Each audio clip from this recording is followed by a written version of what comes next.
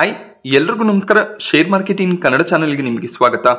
April 24ರ market ಅಪ್ಡೇಟ್ನ ನೋಡೋದಾದ್ರೆ ಮಾರ್ಕೆಟ್ನ positive sentiment ಇವತ್ತು ಕೂಡ ಕಂಟಿನ್ಯೂ ಆಗಿದೆ. ನಿಫ್ಟಿನಲ್ಲಿ 35 ಪಾಯಿಂಟ್ಗಳಷ್ಟು ಗೇನ್ ನೋಡೋದಕ್ಕೆ ಸಿಕ್ತು. 22,400 ಲೆವೆಲಲ್ಲಿ ನಿಫ್ಟಿ ಕ್ಲೋಸಿಂಗ್ ಅನ್ನು ಕೊಟ್ಟಿದೆ. ಸ್ಲೋ ಆಗಿ 22,500 ಲೆವೆಲ್ನ ಹತ್ತಿರ ಈಗ ನಿಫ್ಟಿ ಹೋಗ್ತಾ ಇದೆ. ಹಾಗೆ ಸೆನ್ಸೆಕ್ಸ್ನಲ್ಲಿ ಕೂಡ 115 ಪಾಯಿಂಟ್ಗಳಷ್ಟು ಅಪ್ಸೈಡ್ ನೋಡೋದಕ್ಕೆ ಸಿಕ್ತು.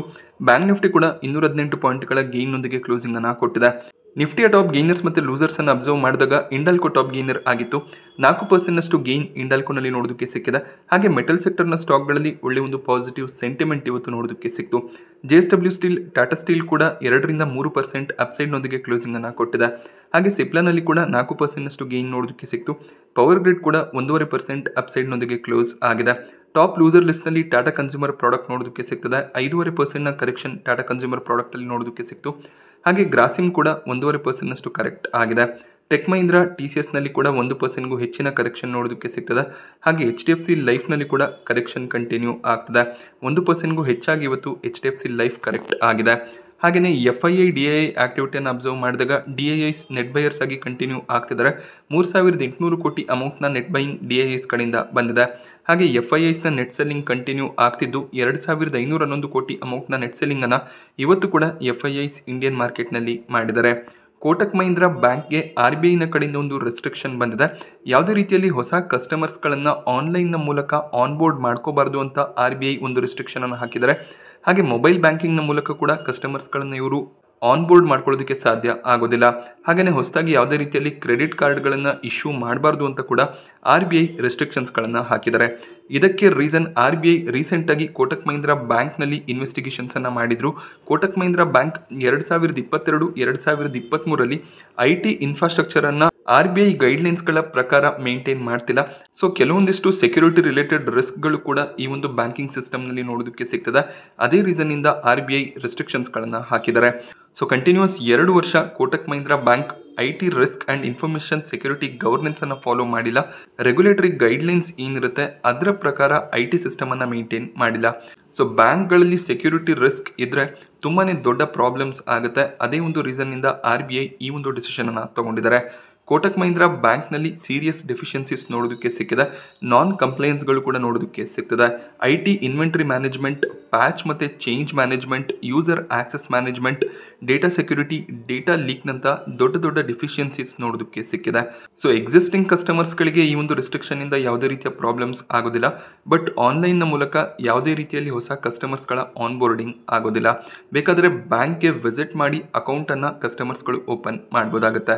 2022ರಿಂದ ಈ ರೀತಿಯಲ್ಲಿ ಇವರು ಮಾಡ್ತಿರೋದು ತುಂಬಾ ಒಂದು ದೊಡ್ಡ ಮಿಸ್ಟೇಕ್ ಆಗಿರುತ್ತೆ. ಅದನ್ನು ಕೋಟಕ್ ಮಹೀಂದ್ರ ಬ್ಯಾಂಕ್ ಸರಿ ಮಾಡ್ಕೋಬೇಕಾಗುತ್ತೆ.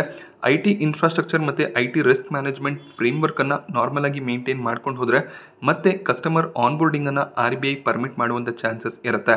ಈ ಒಂದು ನ್ಯೂಸ್ ಏನಿದೆ ಮಾರ್ಕೆಟ್ ಅವರ್ಸ್ನ ನಂತರ ಬಂದಿರುವಂಥ ನ್ಯೂಸ್ ಆಗಿರುತ್ತೆ.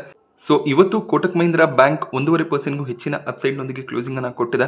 ನೋಡಬೇಕಾಗುತ್ತೆ ಕಸ್ಟಮರ್ ಆನ್ಬೋರ್ಡಿಂಗ್ ಮತ್ತು credit card issue related restriction ಬಂದಿರೋದ್ರಿಂದ ನಾಳೆ ಕೋಟಕ್ ಮಹೀಂದ್ರ ಬ್ಯಾಂಕ್ ಯಾವ ರೀತಿಯಲ್ಲಿ ಟ್ರೇಡ್ ಆಗುತ್ತೆ ಅಂತ.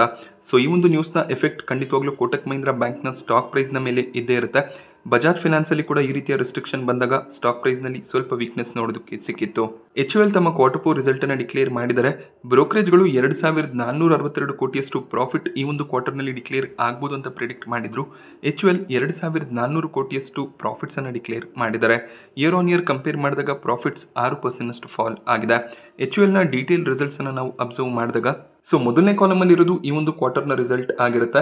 ಎರಡನೇ ಕಾಲಮಲ್ಲಿ ನಮಗೆ ಕಳೆದ ವರ್ಷ ಮಾರ್ಚ್ 2023ರ ರಿಸಲ್ಟ್ ನೋಡೋದಕ್ಕೆ ಸಿಗುತ್ತೆ. ಹಾಗೆ ಮೂರನೇ ಕಾಲಮ್ನಲ್ಲಿ ಡಿಸೆಂಬರ್ ಕ್ವಾರ್ಟರ್ ಅಂದರೆ ಕ್ವಾರ್ಟರ್ ಆನ್ ಕ್ವಾರ್ಟರ್ ಕಂಪ್ಯಾರಿಸನ್ಗೆ ರಿಸಲ್ಟ್ ನೋಡೋದಕ್ಕೆ ಸಿಗುತ್ತೆ. ಸೊ ಟೋಟಲ್ ಇನ್ಕಮನ್ನು ಅಬ್ಸರ್ವ್ ಮಾಡಿದಾಗ 15,077 ಕೋಟಿಯ ಟೋಟಲ್ ಇನ್ಕಮ್ ಡಿಕ್ಲೇರ್ ಆಗಿದೆ. 2023ರ ಮಾರ್ಚ್ ಅಂದರೆ ಕಳೆದ ವರ್ಷಕ್ಕೆ ಕಂಪೇರ್ ಮಾಡಿದಾಗ ಫ್ಲಾಟ್ ಇನ್ಕಮ್ ಡಿಕ್ಲೇರ್ ಆಗ್ತಿರೋದು ಕಾಣಿಸ್ತದೆ.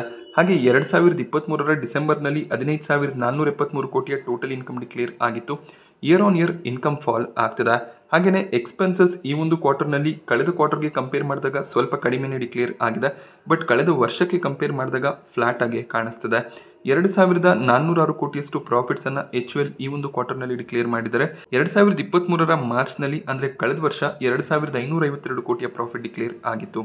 ಸೊ ಪ್ರಾಫಿಟ್ನಲ್ಲಿ 6% ಫಾಲ್ ಇದೆ. ಕ್ವಾರ್ಟರ್ ಕೂಡ ಪ್ರಾಫಿಟ್ ಫಾಲ್ ಆಗಿದೆ. 2519 ಕೋಟಿ ಪ್ರಾಫಿಟ್ಸನ್ನು ಕಳೆದ ಕ್ವಾರ್ಟರ್ನಲ್ಲಿ HUL ಡಿಕ್ಲೇರ್ ಮಾಡಿದರು. ಸೊ ಮಾರ್ಜಿನ್ ಪ್ರೆಷರ್ FMCG ಕಂಪನಿಗಳ ಮೇಲೆ ಇದ್ದೇ ಇತ್ತು. ಬಟ್ ಸ್ಟಿಲ್ ಬ್ರೋಕರೇಜ್ಗಳ ಎಕ್ಸ್ಪೆಕ್ಟೇಷನ್ ಏನಿತ್ತು ಆ ಪ್ರಕಾರ ಕೂಡ HUL ತಮ್ಮ ರಿಸಲ್ಟ್ಸನ್ನು ಡಿಕ್ಲೇರ್ ಮಾಡಿಲ್ಲ. ಹಾಗೆ HUL 24 ರೂಪಾಯಿಯ ಫೈನಲ್ ಡಿವಿಡೆಂಡ್ ಅನ್ನು ಅನೌನ್ಸ್ ಮಾಡಿದರೆ AGMನಲ್ಲಿ ಅಪ್ರೂವಲ್ ಸಿಕ್ಕಿದ ಮೇಲೆ ಈ ಒಂದು ಡಿವಿಡೆಂಡ್ ನಿಮ್ಮ ಬ್ಯಾಂಕ್ ಅಕೌಂಟ್ಗೆ ಕ್ರೆಡಿಟ್ ಆಗುತ್ತೆ. ಹಾಗೆ ರೆಕಾರ್ಡ್ ಡೇಟ್ ಕೂಡ ಫಿಕ್ಸ್ ಆಗುತ್ತೆ. ಹಿಂದೂಸ್ತಾನ್ ಯೂನಿಲಿವರ್ ಇವತ್ತು ಫ್ಲಾಟ್ ಆಗಿ ಕ್ಲೋಸಿಂಗ್ ಅನ್ನು ಕೊಟ್ಟಿದೆ. ನೋಡಬೇಕಾಗುತ್ತೆ ನಾಳೆ ಯಾವ ರೀತಿಯ ಒಂದು ರಿಯಾಕ್ಷನ್ ಈ ರಿಸಲ್ಟ್ಗೆ ಬರುತ್ತೆ ಅಂತ. ಅದೇ ರೀತಿಯಲ್ಲಿ ಆಕ್ಸಿಸ್ ಬ್ಯಾಂಕ್ ಕೂಡ ತಮ್ಮ Q4 ರಿಸಲ್ಟ್ ಅನ್ನು ಡಿಕ್ಲೇರ್ ಮಾಡಿದರೆ 7130 ಕೋಟಿಯಷ್ಟು ಪ್ರಾಫಿಟ್ Q4 ನಲ್ಲಿ ಡಿಕ್ಲೇರ್ ಆಗಿದೆ. ಬ್ರೋಕರೇಜ್ಗಳ ಎಕ್ಸ್ಪೆಕ್ಟೇಷನ್ ಏನಿತ್ತು ಅದಕ್ಕಿಂತ ಒಳ್ಳೆ ಒಂದು ರಿಸಲ್ಟ್ ಅನ್ನು ಆಕ್ಸಿಸ್ ಬ್ಯಾಂಕ್ ಡಿಕ್ಲೇರ್ ಮಾಡಿದರೆ ಇಯರ್ ಕ್ವಾರ್ಟರ್ ಪ್ರಾಫಿಟ್ ಇನ್ಕ್ರೀಸ್ ಆಗಿದೆ. ಡೀಟೇಲ್ ರಿಸಲ್ಟ್ಸ್ ಅನ್ನು ನಾವು ಅಬ್ಸರ್ವ್ ಮಾಡಿದಾಗ ಇವರ ಫಿಗರ್ಸ್ ನಮಗೆ ಕ್ರೋರ್ಸ್ನಲ್ಲಿ ನೋಡೋದಕ್ಕೆ ಸಿಗುತ್ತೆ. ಆಕ್ಸಿಸ್ ಬ್ಯಾಂಕ್ನ ಟೋಟಲ್ ಇನ್ಕಮ್ ಅನ್ನು ಅಬ್ಸರ್ವ್ ಮಾಡಿದಾಗ 35,990 ಕೋಟಿಯಷ್ಟು ಟೋಟಲ್ ಇನ್ಕಮ್ ಡಿಕ್ಲೇರ್ ಆಗಿದೆ. Year quarter total income increase ಆಗಿದೆ. ಇಂಟ್ರೆಸ್ಟ್ ಅರ್ನ್ಡ್ ಏನಿದೆ ಅದು ಕೂಡ ನಮಗೆ ಇಯರ್ ಕ್ವಾರ್ಟರ್ ಇನ್ಕ್ರೀಸ್ ಆಗ್ತಿರೋದು ಕಾಣಿಸ್ತದೆ. ಹಾಗೆ 7,129 ಕೋಟಿ ಪ್ರಾಫಿಟ್ಸನ್ನು ಆಕ್ಸಿಸ್ ಬ್ಯಾಂಕ್ ಈ ಒಂದು ಕ್ವಾರ್ಟರ್ನಲ್ಲಿ ಡಿಕ್ಲೇರ್ ಮಾಡಿದರೆ ಲಾಸ್ಟ್ ಕ್ವಾರ್ಟರ್ನಲ್ಲಿ ಅಂದರೆ ಡಿಸೆಂಬರ್ 2023ರಲ್ಲಿ 6,000 ಕೋಟಿಯಷ್ಟು ಪ್ರಾಫಿಟ್ ಡಿಕ್ಲೇರ್ ಆಗಿತ್ತು. ಸೊ ಕ್ವಾರ್ಟರ್ ಒಳ್ಳೆ ಒಂದು ಪ್ರಾಫಿಟ್ ಗ್ರೋತ್ ನೋಡೋದಕ್ಕೆ ಸಿಗ್ತದೆ. ಹಾಗೆಯೇ 2023ರ ಮಾರ್ಚ್ನಲ್ಲಿ ಲಾಸನ್ನು ಡಿಕ್ಲೇರ್ ಮಾಡಿದ್ರು. ಅದಕ್ಕೆ ರೀಸನ್ ಸಿಟಿ ಬ್ಯಾಂಕ್ನ ಬಿಸ್ನೆಸ್ಸನ್ನು ಇವರು ಅಕ್ವೈರ್ ಮಾಡ್ಕೊಂಡಿದ್ರು. ಅದಕ್ಕೆ ಅವರು 12,489 ಕೋಟಿಯಷ್ಟು ಸ್ಪೆಂಡಿಂಗ್ ಅನ್ನು ಮಾಡಿದ್ರು. ಅದೇ ಒಂದು ರೀಸನ್ನಿಂದ ಆಕ್ಸಿಸ್ ಬ್ಯಾಂಕ್ ಲಾಸ್ ಅನ್ನು ಕಳೆದ ವರ್ಷ ಡಿಕ್ಲೇರ್ ಮಾಡಿದ್ರು. ಬಟ್ ಇಯರ್ ಕಂಪೇರ್ ಮಾಡಿದಾಗ ಕೂಡ ನಮಗೆ ಪ್ರಾಫಿಟ್ ಇನ್ಕ್ರೀಸ್ ಆಗಿರೋ ರೀತಿಯಲ್ಲೇ ಕಾಣಿಸುತ್ತೆ. ಸೊ ಒಳ್ಳೆ ಒಂದು ರಿಸಲ್ಟ್ ಆಕ್ಸಿಸ್ ಬ್ಯಾಂಕ್ನ ಕಡೆಯಿಂದ ಬಂದಿದೆ. ಹಾಗೆ ಬ್ಯಾಂಕ್ಗಳಲ್ಲಿ ಮೇಜರ್ ಆಗಿ ಅಬ್ಸರ್ವ್ ಮಾಡಬೇಕಾಗಿರೋದು ಅವರ ಬ್ಯಾಡ್ ಲೋನ್ಸ್. ನೆಟ್ NPS ಏನಿದೆ ಅದನ್ನು ಅಬ್ಸರ್ವ್ ಮಾಡಿದಾಗ ಇಯರ್ ಕ್ವಾರ್ಟರ್ ಬ್ಯಾಡ್ ಲೋನ್ಸ್ ಕೂಡ ಕಡಿಮೆ ಆಗ್ತದೆ. ಕಳೆದ ಕ್ವಾರ್ಟರ್ನಲ್ಲಿ 0.36%ನಷ್ಟು ಇದ್ದಂಥ ಬ್ಯಾಡ್ ಲೋನ್ಸ್ ಈಗ 0.31%ಗೆ ಇಳಿದಿದೆ. ಹಾಗೆ ಕಳೆದ ವರ್ಷ 0.39%ನ ನೆಟ್ NPAನ ಡಿಕ್ಲೇರ್ ಮಾಡಿದ್ರು. ಸೊ ಬ್ಯಾಂಕ್ನ ಅಸೆಟ್ ಕ್ವಾಲಿಟಿ ಕೂಡ ಇಂಪ್ರೂವ್ ಆಗ್ತಾ ಇದೆ. ಹಾಗೆ HDFC ಬ್ಯಾಂಕ್ನ ಕಡೆಯಿಂದ ಪ್ರಾವಿಷನ್ಸ್ ಸಾಕಷ್ಟು ಇನ್ಕ್ರೀಸ್ ಆಗಿತ್ತು. ಬಟ್ ಆಕ್ಸಿಸ್ ಬ್ಯಾಂಕ್ನಲ್ಲಿ ಪ್ರಾವಿಷನ್ಸ್ ಇನ್ಕ್ರೀಸ್ ಆಗಿದೆ. 1,185 ಕೋಟಿಯಷ್ಟು ಪ್ರೊವಿಷನ್ ಅನ್ನು ಈ ಕ್ವಾರ್ಟರ್ನಲ್ಲಿ ಮಾಡಿದರೆ ಕಳೆದ ಕ್ವಾರ್ಟರ್ನಲ್ಲಿ ಕೂಡ 1,028 ಕೋಟಿಯ ಪ್ರೊವಿಷನ್ಸ್ ಅನ್ನು ಮಾಡಿದ್ರು. ಹಾಗೆ ಕಳೆದ ವರ್ಷ 305 ಕೋಟಿಯ ಪ್ರೊವಿಷನ್ಸ್ ಮಾತ್ರ ನೋಡೋದಕ್ಕೆ ಸಿಕ್ಕಿತ್ತು. ಸೊ ಪ್ರೊವಿಷನ್ ಜಾಸ್ತಿ ಆದರೆ ಬ್ಯಾಡ್ ಲೋನ್ಸ್ಗಳು ಕೂಡ ಇನ್ಕ್ರೀಸ್ ಆಗುವಂಥ ಭಯ ಇರುತ್ತೆ. ಬಟ್ HDFC ಬ್ಯಾಂಕ್ಗೆ ಕಂಪೇರ್ ಮಾಡಿದಷ್ಟು ಪ್ರೊವಿಷನ್ಸ್ ಇನ್ಕ್ರೀಸ್ ಆಗಿಲ್ಲ. ಬಟ್ HDFC ಬ್ಯಾಂಕಲ್ಲಿ ಕೆಲವೊಂದಿಷ್ಟು ಕಂಡೀಷನ್ಸ್ಗಳು ಕೂಡ ಇದಾವೆ. ಯಾಕೆಂದರೆ HDFC ಲಿಮಿಟೆಡ್ ಮರ್ಜ್ ಆಗಿದ್ರಿಂದ NPS ಅಥವಾ ಪ್ರೊವಿಷನ್ಸ್ ಇನ್ಕ್ರೀಸ್ ಆಗ್ತಾ ಇದೆ. ಆಕ್ಸಿಸ್ ಬ್ಯಾಂಕ್ ಇವತ್ತು 1% ಗೇನ್ನೊಂದಿಗೆ ಕ್ಲೋಸಿಂಗ್ ಅನ್ನು ಕೊಟ್ಟಿದೆ.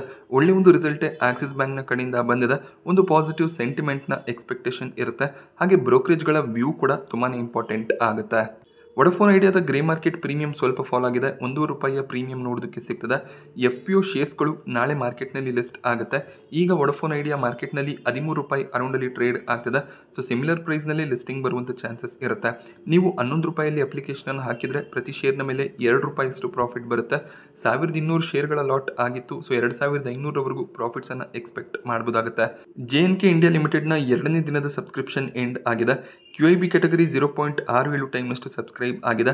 ನಿನ್ನೆ 0.66 ಟೈಮ್ನ ಸಬ್ಸ್ಕ್ರಿಪ್ಷನ್ ಬಂದಿತ್ತು. 2ನೇ ದಿನ ಹೆಚ್ಚಾಗಿ ಸಬ್ಸ್ಕ್ರಿಪ್ಷನ್ QIB ಕ್ಯಾಟಗರಿಯಲ್ಲಿ ಬರಲಿಲ್ಲ.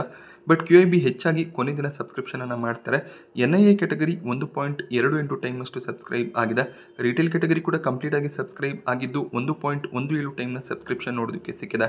ಟೋಟಲ್ ಆಗಿ ಇಶ್ಯೂ 1 ಟೈಮ್ನಷ್ಟು ಸಬ್ಸ್ಕ್ರೈಬ್ ಆಯಿತು. IPO ಕಂಪ್ಲೀಟ್ ಆಗಿ ಸೇಲ್ ಥ್ರೂ ಆಗಿದೆ. ನಾಳೆ ಕೊನೆ ದಿನ ಆಗಿರುತ್ತೆ. ಹಾಗೆ ಗ್ರೇ ಮಾರ್ಕೆಟ್ ಪ್ರೀಮಿಯಂ 25 ರೂಪಾಯಿ ನೋಡೋದಕ್ಕೆ ಸಿಗ್ತದೆ. 6%ನಷ್ಟು ಲಿಸ್ಟಿಂಗ್ ಗೇನ್ ಎಕ್ಸ್ಪೆಕ್ಟೇಷನ್ ಇರುತ್ತೆ. ಸೊ 700ರಿಂದ 800 ರೂಪಾಯಿಯಷ್ಟು ಲಿಸ್ಟಿಂಗ್ ಗೇನ್ ಎಕ್ಸ್ಪೆಕ್ಟೇಷನ್ ಈ ಒಂದು IPOನಿಂದ ಇರುತ್ತೆ. ನಾಳೆ ಒಳ್ಳೆ ಒಂದು ಸಬ್ಸ್ಕ್ರಿಪ್ಷನ್ QIB ಕ್ಯಾಟಗರಿಯಲ್ಲಿ ಬಂದರೆ ಗ್ರೇ ಮಾರ್ಕೆಟ್ ಪ್ರೀಮಿಯಂ ಸ್ವಲ್ಪ ಇನ್ಕ್ರೀಸ್ ಆಗುವಂಥ ಚಾನ್ಸಸ್ ಇರುತ್ತೆ. ಬಟ್ 20%ಗೂ ಕೆಳಗಡೆ ಗ್ರೇ ಮಾರ್ಕೆಟ್ ಪ್ರೀಮಿಯಂ ಇದ್ದಾಗ ಲಿಸ್ಟಿಂಗ್ನಲ್ಲಿ ಸ್ವಲ್ಪ ರಿಸ್ಕ್ ಇರುತ್ತೆ. ಸೊ ರಿಸ್ಕನ್ನು ತಗೋತೀರಾ ಅಂದರೆ ಖಂಡಿತವಾಗ್ಲೂ ಅಪ್ಲಿಕೇಶನ್ಸನ್ನು ಹಾಕ್ಬೋದಾಗುತ್ತೆ. ಆಧಾರ್ ಹೌಸಿಂಗ್ ಫೈನಾನ್ಸ್ 5,000 ಕೋಟಿಯ IPO ತರುವಂಥ ಪ್ಲಾನ್ಸನ್ನು ಮಾಡಿದ್ರು. ಬಟ್ ಈಗ ತಮ್ಮ IPO ಸೈಜನ್ನು ಅವರು ಕಡಿಮೆ ಮಾಡ್ತಿದ್ದಾರೆ. 3,000 ಕೋಟಿಯ IPO ತರುವಂಥ ಪ್ಲಾನ್ಸನ್ನು ಮಾಡ್ತಿದ್ದಾರೆ. ಈಗ ಬರ್ತಿರುವಂಥ IPOಗಳಲ್ಲಿ ಅಷ್ಟೊಳ್ಳೆ ಸಬ್ಸ್ಕ್ರಿಪ್ಷನ್ ನೋಡೋದಕ್ಕೆ ಸಿಗ್ತಿಲ್ಲ. ಹಾಗೆ ಪ್ರೀಮಿಯಂ ಕಡಿಮೆ ಇದ್ದರೆ ರಿಟೇಲ್ ಇನ್ವೆಸ್ಟರ್ಸ್ಗಳು ಕೂಡ ಅಪ್ಲಿಕೇಶನ್ಸನ್ನು ಹಾಕೋದಿಲ್ಲ. ಆದ್ದರಿಂದ IPO ಸೈಜನ್ನು ಕಡಿಮೆ ಮಾಡ್ತಾ ಇದ್ದಾರೆ. ಸೊ ಇವರು 4,000 ಕೋಟಿಯಷ್ಟು ಆಫರ್ ಫಾರ್ ಸೇಲನ್ನು ತರಬೇಕು ಅಂತ ಇದ್ರು. ಸೊ ಅದನ್ನು ಈಗ 2,000 ಕೋಟಿಗೆ ರಿಡ್ಯೂಸ್ ಮಾಡ್ತಿದ್ದಾರೆ. ಫ್ರೆಶ್ ಇಶ್ಯೂ 1,000 ಕೋಟಿ ಇರುತ್ತೆ ಅನ್ನೋದು ಒಂದು ಎಕ್ಸ್ಪೆಕ್ಟೇಷನ್ ಇತ್ತು. ಅದನ್ನು ಅದೇ ರೀತಿಯಲ್ಲಿ ಮೇಂಟೈನ್ ಮಾಡ್ತಾ ಇದ್ದಾರೆ. ಸೊ ಆಧಾರ್ ಹೌಸಿಂಗ್ ಫೈನಾನ್ಸ್ನಲ್ಲಿ ಬ್ಲ್ಯಾಕ್ ಸ್ಟೋನ್ ಕೂಡ ಇನ್ವೆಸ್ಟರ್ ಆಗಿದ್ದಾರೆ. ಈ ಒಂದು IPO ಮೇ 1ನೇ ವಾರ ಅಥವಾ 2ನೇ ವಾರ ಮಾರ್ಕೆಟ್ನಲ್ಲಿ ಲಾಂಚ್ ಆಗುವಂಥ ಚಾನ್ಸಸ್ ಇದೆ. ಇನ್ನೊಂದು large cap IT company LTI Mindtree ಕೂಡ ತಮ್ಮ Q4 ರಿಸಲ್ಟ್ ಅನ್ನು ಡಿಕ್ಲೇರ್ ಮಾಡಿದ್ದಾರೆ. ಇಯರ್ ಆನ್ ಇಯರ್ ಇವರ ಪ್ರಾಫಿಟ್ 1.2% ಫಾಲ್ ಆಗಿದೆ. ಹಾಗೆ revenue year on year 2% increase ಆಗ್ತಿರೋದು ಕಾಣಿಸ್ತದೆ. 1100 ಕೋಟಿಯಷ್ಟು ಪ್ರಾಫಿಟ್ಸ್ ಅನ್ನ LTI ಮೈಂಟ್ರಿ ಈ ಒಂದು ಕ್ವಾರ್ಟರ್ನಲ್ಲಿ ಡಿಕ್ಲೇರ್ ಮಾಡಿದ್ದಾರೆ. LTI ಮೈಂಟ್ರಿನ ಡೀಟೇಲ್ ರಿಸಲ್ಟ್ಸ್ ಅನ್ನ ಅಬ್ಸರ್ವ್ ಮಾಡಿದಾಗ ಇವರ ಫಿಗರ್ಸ್ ಮಿಲಿಯನ್ಸ್ ನಲ್ಲಿ ನೋಡೋದಕ್ಕೆ ಸಿಗುತ್ತೆ. ಸೊ LTI ಮೈಂಟ್ರಿಯ ರೆವೆನ್ಯೂ ಅನ್ನು ಅಬ್ಸರ್ವ್ ಮಾಡಿದಾಗ ಕ್ವಾರ್ಟರ್ ರೆವೆನ್ಯೂ ಫಾಲ್ ಆಗಿದೆ. ಇಯರ್ ಆನ್ ಇಯರ್ ಕಂಪೇರ್ ಮಾಡಿದಾಗ ರೆವೆನ್ಯೂನಲ್ಲಿ ಗ್ರೋತ್ ನೋಡೋದಕ್ಕೆ ಸಿಗ್ತದೆ. ಹಾಗೆಯೇ ಎಕ್ಸ್ಪೆನ್ಸಸ್ ಅನ್ನು ಅಬ್ಸರ್ವ್ ಮಾಡಿದಾಗ ಎಕ್ಸ್ಪೆನ್ಸಸ್ ಕ್ವಾರ್ಟರ್ ಸ್ವಲ್ಪ ಫಾಲ್ ಆಗಿದೆ. Year on year expenses increase ಆಗಿದೆ. 1100 ಕೋಟಿಯಷ್ಟು ಪ್ರಾಫಿಟ್ಸ್ ಅನ್ನ ಈ ಒಂದು ಕ್ವಾರ್ಟರ್ನಲ್ಲಿ LTI ಮೈಂಟ್ರಿ ಡಿಕ್ಲೇರ್ ಮಾಡಿದ್ದಾರೆ. ಈ ಫಿಗರ್ಸ್ ಏನಿದೆ ನಮಗೆ ಮಿಲಿಯನ್ಸ್ನಲ್ಲಿ ನೋಡೋದಕ್ಕೆ ಸಿಗುತ್ತೆ, ಅದನ್ನು ನಾನು ಕೋಟಿಯಲ್ಲಿ ಹೇಳ್ತಾ ಇದ್ದೀನಿ. ಕಳೆದ ಕ್ವಾರ್ಟರ್ನಲ್ಲಿ 1169 ಕೋಟಿಯ ಪ್ರಾಫಿಟ್ಸ್ ಅನ್ನ ಡಿಕ್ಲೇರ್ ಮಾಡಿದ್ರು. ಸೊ ಕ್ವಾರ್ಟರ್ ಕೂಡ ಪ್ರಾಫಿಟ್ ಫಾಲ್ ಆಗಿದೆ. ಇಯರ್ ಆನ್ ಇಯರ್ ಕಂಪೇರ್ ಮಾಡಿದಾಗ ಕೂಡ ಪ್ರಾಫಿಟ್ ನಲ್ಲಿ ಫಾಲ್ ಇದೆ. 1114 ಕೋಟಿಯಷ್ಟು ಪ್ರಾಫಿಟ್ಸ್ ಅನ್ನ ಕಳೆದ ವರ್ಷ ಇವರು ಡಿಕ್ಲೇರ್ ಮಾಡಿದ್ರು. ಸೊ LTI ಮೈಂಟ್ರಿಯಲ್ಲಿ ಕೂಡ ನಮಗೆ ಪ್ರೆಷರ್ ನೋಡೋದಕ್ಕೆ ಸಿಗ್ತದೆ. ಹಾಗೆ ಇವತ್ತು LTI ಮೈಂಟ್ರಿ ಫ್ಲಾಟ್ ಆಗಿ ಕ್ಲೋಸಿಂಗ್ ಅನ್ನು ಕೊಟ್ಟಿದೆ. ನೋಡಬೇಕಾಗುತ್ತೆ ಈ ರಿಸಲ್ಟ್ಗೆ LTI ಮೈಂಟ್ರಿ ನಾಳೆ ಯಾವ ರೀತಿಯಲ್ಲಿ ರಿಯಾಕ್ಟ್ ಮಾಡುತ್ತೆ ಅಂತ. ನಾನಿವತ್ತು ನಿಮಗೆ ಮಾರ್ಕೆಟ್ನ ಬಗ್ಗೆ ಕೊಟ್ಟಂಥ ಇನ್ಫಾರ್ಮೇಷನ್ ಇಷ್ಟ ಆದರೆ ವಿಡಿಯೋನ ಲೈಕ್ ಮಾಡಿ. ಹಾಗೆ ಇದೇ ರೀತಿಯ ಮಾರ್ಕೆಟ್ ಅಪ್ಡೇಟ್ಸ್ಗಳಿಗೋಸ್ಕರ ಚಾನಲ್ನ ಸಬ್ಸ್ಕ್ರೈಬ್ ಮಾಡ್ಕೊಳ್ಳಿ. Thank you friends.